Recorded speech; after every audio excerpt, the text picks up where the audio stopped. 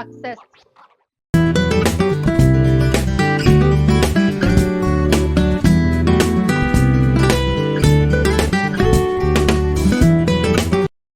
Guys, magawa tayo ngayon ng taco. Meron tayong boneless chicken breast, Hoyo La Mexicana. It's a Mexican taco to guys. So, seasoned boneless skinless chicken breast. Yan. So, maglutuin natin to ng yung meat niya. Then, magawa tayo ng taco. Lagyan na natin ng oil.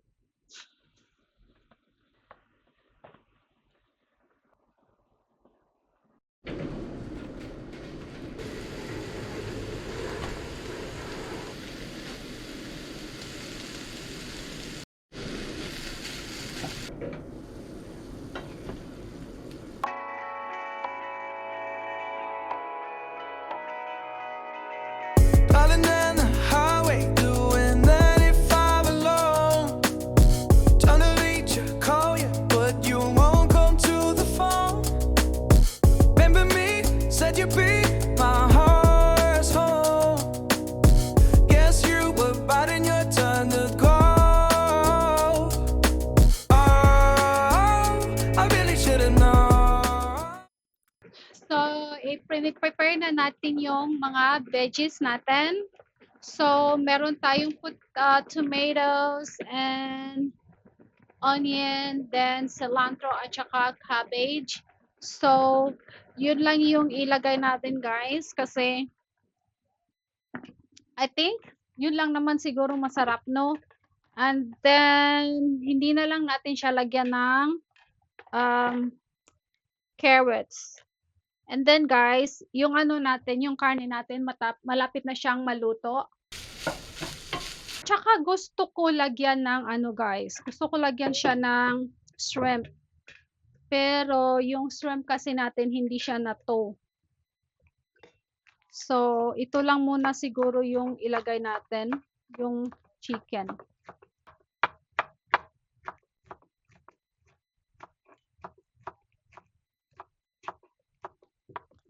So, kain tayo ng tacos. Minsan masarap kasi kumakain ng mga ibang klaseng pagkain. Gusto ko yung ako na lang magawa kasi parang matuto din naman tayo ng iba't ibang klaseng putahe. Kasi ito parang Mexican to siya, Mexican taco. And then, marami tayong tortilla kaya nabili sa Costco. Ayokong masira. So, ito na yung meat natin, guys. Yung chicken na marinated. So, kakain na tayo. Kain na naman. Ano kayong masarap dito? Masarap siguro siya pag meron siyang hot sauce. So, meron tayong cheese. Ito na cheese at saka ito na cheese. So, tingnan natin pag masarap ba siya. And then, yung tortilla natin, muntik na nating makalimutan. Muna natin yung tortilla natin, guys. Initin muna natin. So, ito yung tortilla natin na nabili sa Costco. Pag doon ka sa Costco bibili, guys, ay maramihan talaga siya. Ano to? Ilang piraso ba to? Certified gluten-free. So, 100 pieces kasi dalawang tagpi 50. So, ilagay natin siya sa pan para initin natin, guys.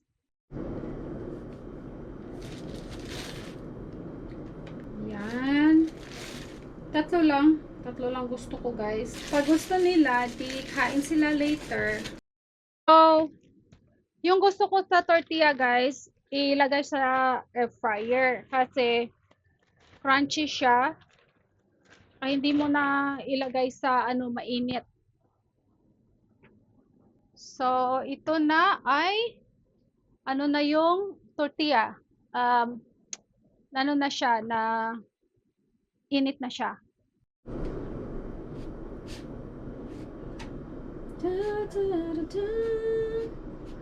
So, i-prepare na natin yung tortilla natin, guys. Wait with dynamite till we hit a red light. Then I see the signs. Oh, after all that time, this is it for us.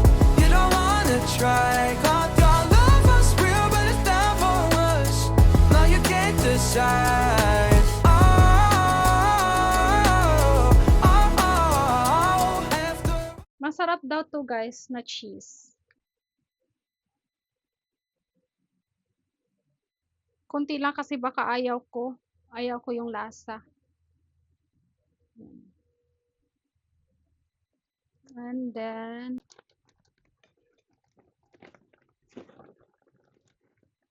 ano cheese yan?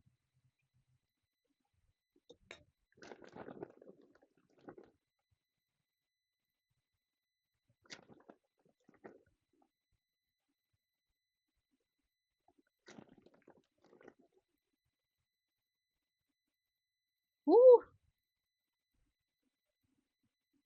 And then lime.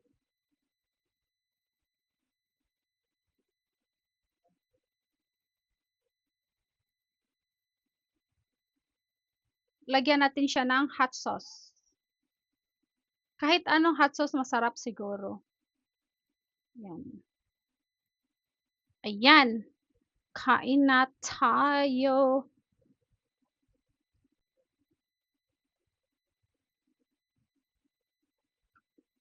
Kulang siya ang hang. In fairness, ha, masarap yung ano nila. Masarap yung chicken.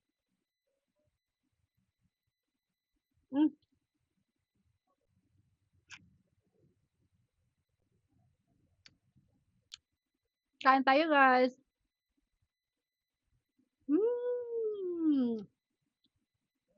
Success.